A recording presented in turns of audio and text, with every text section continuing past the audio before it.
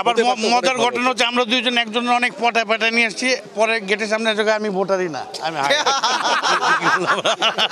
দুইজন দুই প্রতিদ্বন্দ্বী, দুইজন শত্রু, কিন্তু শত্রু না, আমরা ছোট ভাই বড় ভাই। আমরা হচ্ছে যে অরিজিনাল শিল্পী, আমাদের মন হচ্ছে উদার, আমরা কোনো টেনশনের মধ্যে নাই। যারা টেনশন করছে এটা উপর লেভেলের, যারা সভাপতি সেক্রেটারি ওরা টেনশন করছে, আমরা নাকি টেনশন আছে। আমি ডন ভাই সম্পর্কে যেটা বলি, আমি এর আগেও যে এখন যে পোস্টে আছি পোস্টে আগেও ছিলাম। তো আমি সর্বপ্রথম আসলে ডন ভাইকে ফোন করি, পিকনিক হলে সর্বপ্রথম ডন ভাইকে ফোন করি, ডন ভাইকে আমি আগে দাওয়াত দিই, কারণ ডন ভাই আমার ভীষণ পছন্দের মানুষ। আমার কাছে মনে হয়েছে যে এবারের পরিস্থিতি অন্যবারের চেয়ে অনেক অনেক ভালো। আর এখানে তো দেখতেই পাচ্ছেন অবশ্যই আমরা দুজন একই, দুইজন দুই প্রতিদ্বন্দ্বী, দুইজন শত্রু, কিন্তু শত্রু না, আমরা ছোট ভাই বড় ভাই। দুজনের জন্য অনেক শুভকামনা থাকলো এবং আপনাদের প্যানেলের জন্য। একদিকে তিনি সিনিয়র আর্টিস্ট, তার উপরে বড় ভাই, তার সাথে প্রতিদ্বন্দ্বিতা করছেন।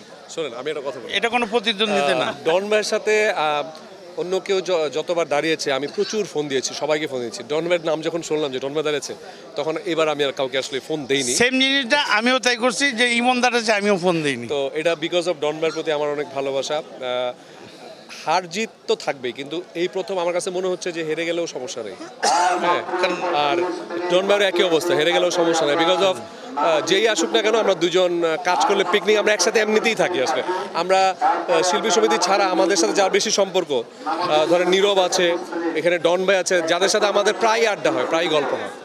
আমাদের ভালোবাসার জোরটা এত শক্ত, এত মজবুত যে কে হারলো কে জিতলো এটা কোনো দেখার বিষয় না। আরেকটা জিনিস খেয়াল করা গেছে, অন্যান্য যে একই পদে যারা প্রতিদ্বন্দ্বিতা করছেন তারা কিন্তু একটু আর চোখে তাকাচ্ছেন, কিন্তু আসলে আপনাদের ভিতরে কি একটু আগে নাম বলবো না, আমাদের গালাগালি করছে, তুই ওরে ভোট চাচ্ছিস, ও আবার করছে ডন ভাইয়ের ভোট দেন, আমি আবার ইমনের ভোট দেন। ইন্টারেস্টিং ব্যাপার হলো, একটু আগে আমি ভোট চেতে যে থেমে গেছি, ডন ভাই ডাকলাম, আমি না আপনি, ও বললাম তুই, আমি বললাম না তুই বল, এরকম একটা পরিস্থিতি আমাদের। আমি আবার সিনিয়র ভোটার যারা আছে আমি বললাম ও চিনবে না, আমারও চিনবে না, তোরেও চিনবে না, জায়গা তাহলে সামনে করার কিছু নেই, তাই না?